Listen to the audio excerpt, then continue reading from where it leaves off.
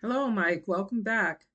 Um, welcome to part three of our tutorial on creating and customizing funnels in our platform called High Level. Now, we're going to actually go back and I'm going to show you about the different elements to pages and headlines and how to engage videos. And this is how we actually customize and enhance our effectiveness of each element. Now, we're starting from scratch, so we're going to create designs and we're going to actually be able to input videos into this section or this funnel, which is similar to a website, but kind of like a one pager. So let's go over to sections. And once we go to sections, you click on full width. And within the full width, there's added rows that you have to put in. Now you click on add a row, one column. So that's inserted within, and then add element. Now within add an element, you can add a headline, you can add a subheadline, a paragraph, buttons, forms, blogs, media, videos, images, frequently asked questions, surveys, and so on and so forth. So for today, we're just going to add a headline. And there we go. And our headline today is going to be called Virtual Training. This is just an example. And also make sure whenever you see that little dot, yellow dot in the upper right hand corner, make sure you save whatever you post, okay? That's very crucial because if you don't, you may lose everything.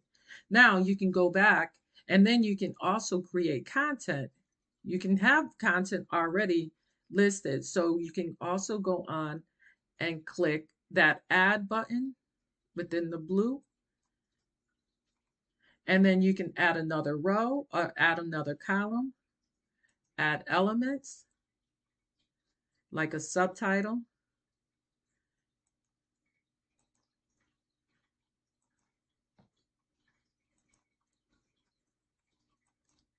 And it'll ask you the same thing. And then the element would be subtitle. And then our subtitle today would be creating funnels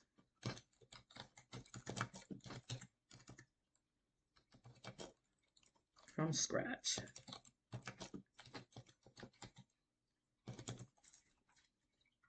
And then that'll be your subtitle. Now over to the right hand side, you can actually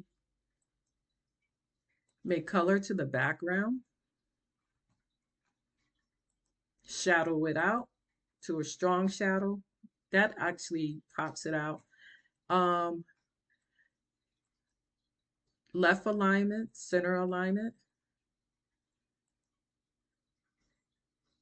the size, and the headline font. Could be a headline font or a content font. It's up to you. And then also, if you want to change the text, the color of the text, you can change it to white if you like, or gray. But make sure you're saving it every single time.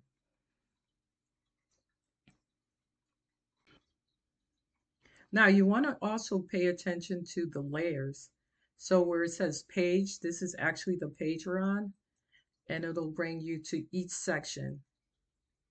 The first section, and you can also go edit, or you can clone it, and it'll be a duplicate. Or you can delete it if you like. You also can go to the second column, and it'll bring you right to it. Headline, it'll bring you right to it.